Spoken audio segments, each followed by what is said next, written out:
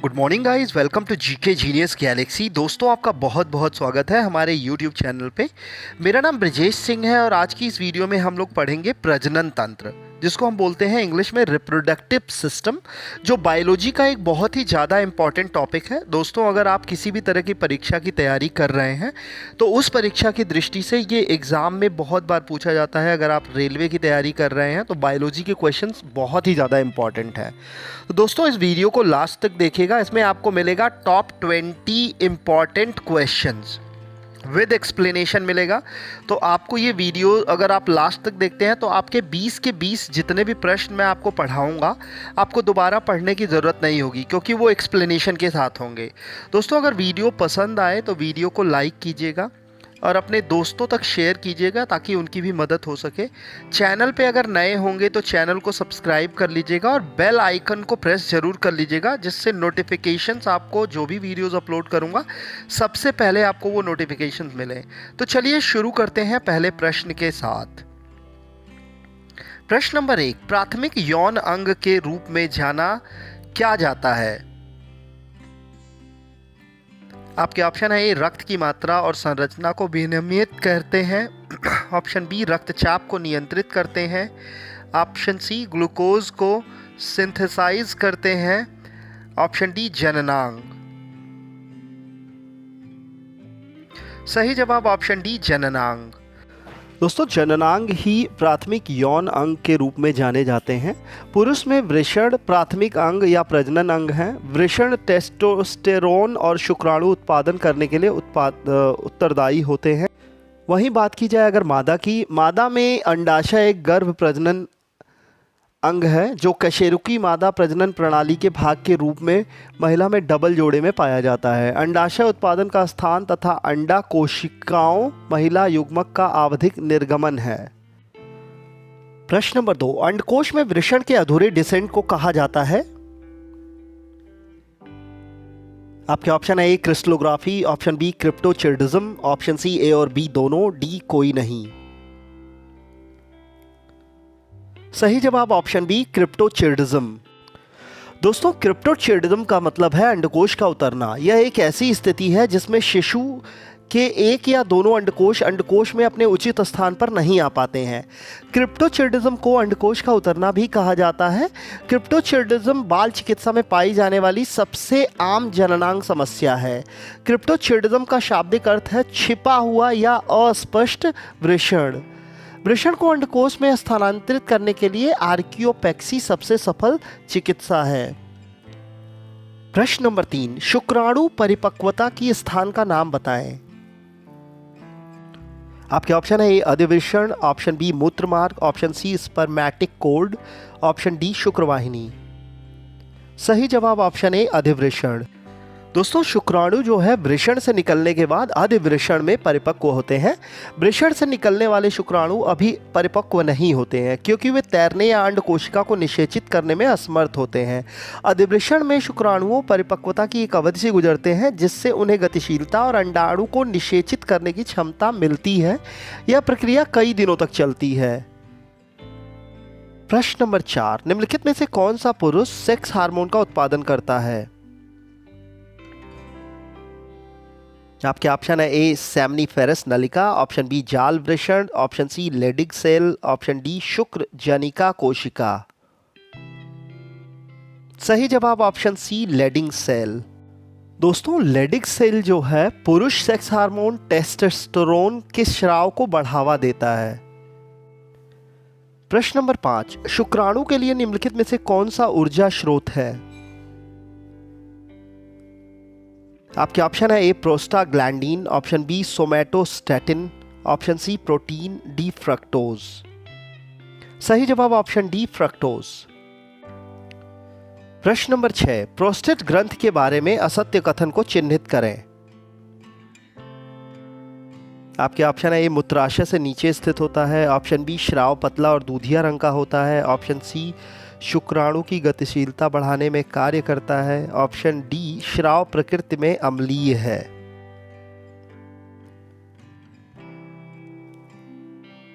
सही जवाब option D, श्राव प्रकृति में अम्लीय है। ये वाला कथन जो है ये गलत है दोस्तों। दोस्तों प्रोस्टेटिक द्रव जो होता है थोड़ा अम्लीय होता है, लेकिन वीर्य के अन्य घटक इसे समग्र रूप से क्षारीय बनाते हैं। यह योनि की अम्लता का प्रतिकार करने और शुक्राणु को नुकसान से बचाने के लिए है। प्रश्न नंबर 7, निम्नलिखित में से किस सहायक ग्रंथि से द्रव महिला की योनि में अम्लता को उदासीन करता है? आपके ऑप्शन है ए मूत्र मार्ग, ऑप्शन बी प्रोस्टेट ग्रंथि, ऑप्शन सी काउपर की ग्रंथि, ऑप्शन डी सेमाइनल पुटिका। सही जवाब ऑप्शन सी काउपर की ग्रंथि। दोस्तों काउपर ग्रंथि या वल्बो यूरेथ्रल ग्रंथि इसको हम बोलते हैं, एक पुरुष सहायक ग्रंथि है। यह एक श्राव उत्पन्न करती है जो स्नेहक के रूप में कार्य करता है। इस ग्रंथि से श्राव थोड़ा क्षारीय होता है और इसलिए मूत्र मार्ग में अवशिष्ट अम्लता को बेअसर करने में यह मदद करता है। प्रश्न नंबर 8, निम्नलिखित में से कौन सा हार्मोन केवल गर्भावस्था के दौरान अंडाशय द्वारा स्रावित होता है?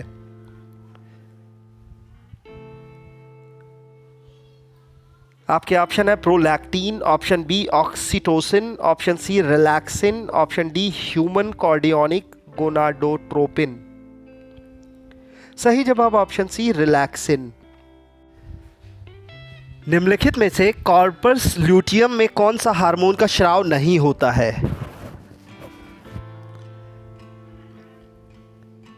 आपके ऑप्शन है oestrogen, option B testosterone, option C relaxin, D progesterone.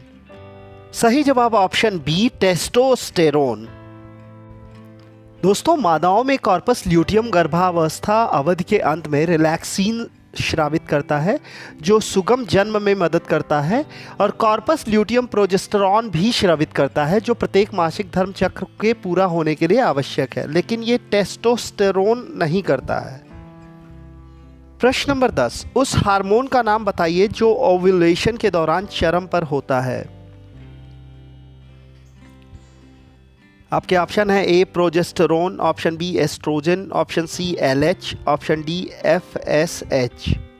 सही जवाब ऑप्शन सी एलएच।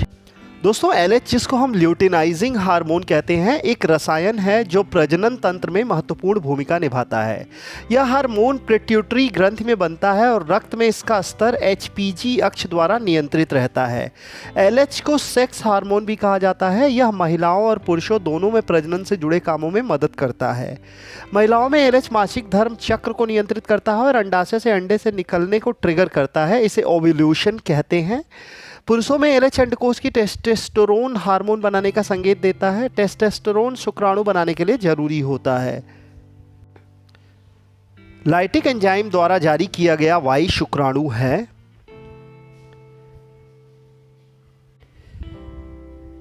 आपके ऑप्शन है ए लिगेज, बी अग्रपिंडक, सी हाइलूरोनाइडेज, ऑप्शन डी एंड्रोगेमोन। सही जवाब ऑप्शन सी हाइलूरोनाइडेज। दोस्तों शुक्राणु में एक्रोसोम में कई एंजाइम होते हैं जो डिंब में प्रवेश करने में मदद करते हैं। इसमें हाइलूरोनिडेज, एक्रोसिन और अन्य प्रोटियोलाइटिक एंजाइम जैसे अपघटनकारी एंजाइम भी होते हैं, लेकिन मुख्य जो होता है वाई शुक्राणु में हाइलूरोनाइडेज होता है। प्रश्न नंबर 12, मानव प्राथमिक स्पर्मेसाइट में ऑटोसोम की संख्या है। आपके ऑप्शन है ए 44, ऑप्शन बी 46, सी 23, डी 22। सही जवाब ऑप्शन ए 44। दोस्तों मानव प्राथमिक शुक्राणु कोशिका जिसको हम स्पर्मोसाइट कहते हैं में 44 ऑटोसोम होते हैं। मानव शरीर में कुल 46 गुणसूत्र होते हैं, जिसमें से 22 जोड़े ऑटोसोम और एक जोड़ा सेक्स गुणसूत्र होता है। प्रश्न नंबर 13, निम्नलिखित में से कौन सा अंग ग्रंथि से रहित है? आपके ऑप्शन है योनि, ऑप्शन बी प्रजनन नलिका, ऑप्शन सी गर्भाशय, ऑप्शन डी डिंब वाहिनी। सही जवाब ऑप्शन डी डिंब वाहिनी।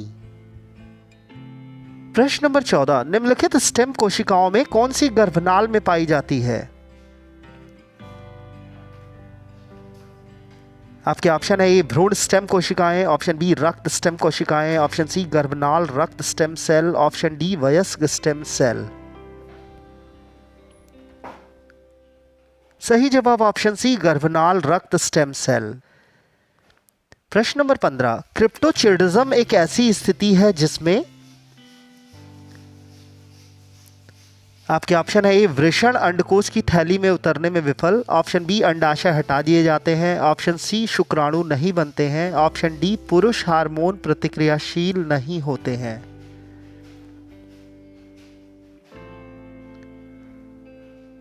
सही जवाब ऑप्शन ए वृषण अंडकोश की थैली में उतरने में विफल।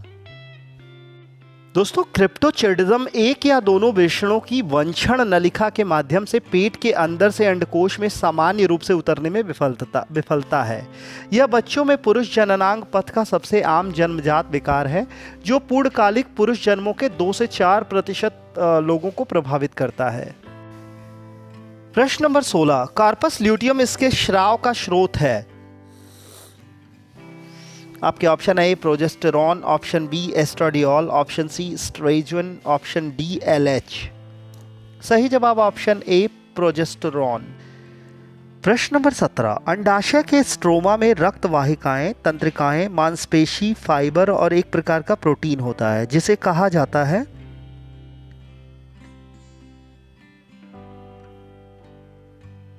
आपके ऑप्शन है A fibrin, option B albumin, option C collagen, option D globulin.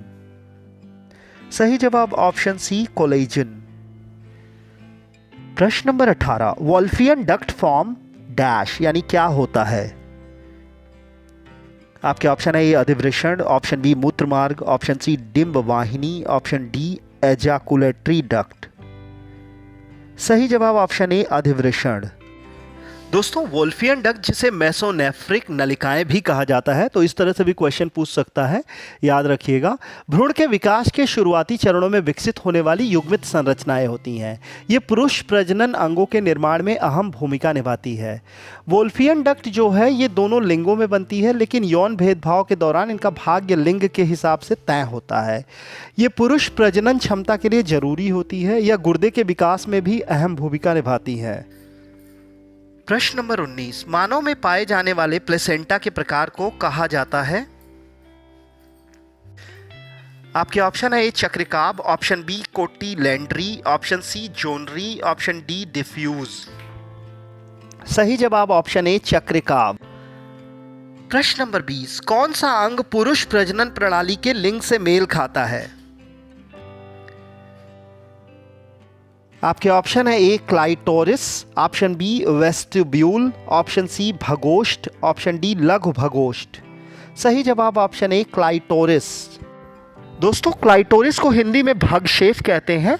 यह महिलाओं के शरीर का एक अहम अंग है जो यौन उत्तेजना और चर्मो सुख के लिए जिम्मेदार होता है। क्लाइटोरिस को फीमेल पेनिस भी कहा जाता है। यह योनि के शीर्ष पर स्थित होता है।